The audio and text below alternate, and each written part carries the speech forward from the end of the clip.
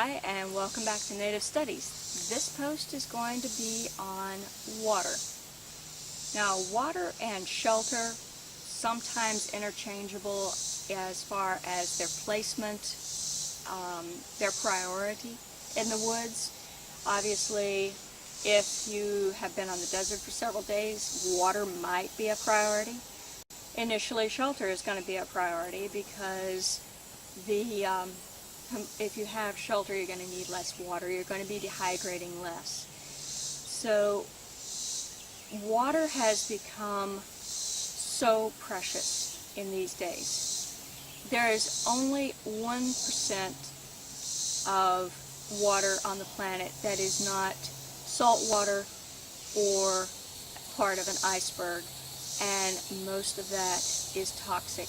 There is only a small percentage of the 1% pure water on this planet that is still drinkable, and it's fast disappearing.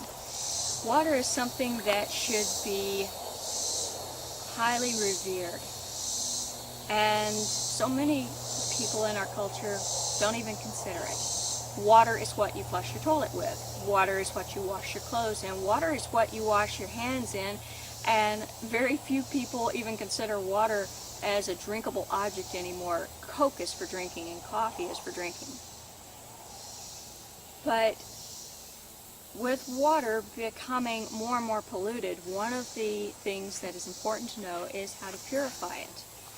This can be done through all kinds of methods depending on the impurities in the water.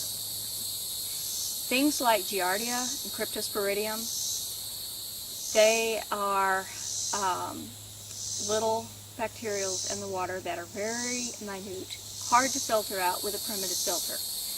Most of the time you have to kill those out through boiling, and there's a lot of different ways that you can do that. You can rock boil even in a wooden vessel. So learning all the different ways that you can do that is very important. There are certain types of herbs, if you do research on it, that you will find that has the ability to kill out Giardia in the system if you take those herbs either at the point that you're drinking the water or soon after. So that's something that you can research and have fun trying to find those herbs. As far as filters go, they will filter out some of the larger animals if you make them by layering certain materials that you can find naturally in some type of a container and pouring the water through it.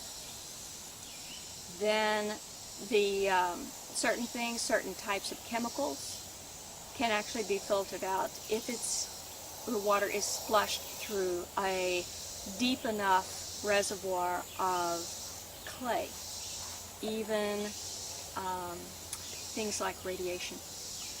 So there's all kinds of things to learn about water. Water would be placed in the south on the medicine wheel. It is extremely important.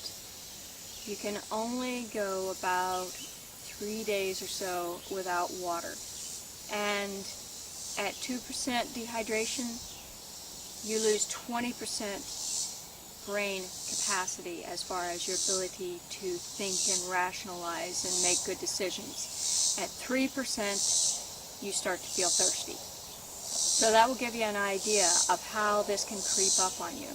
And some of the symptoms of dehydration will be headache, nausea. These are things that you have to watch out for and should be a good indication of how important this material is in a survival situation. So have fun finding out the different ways that you can obtain water in the wild.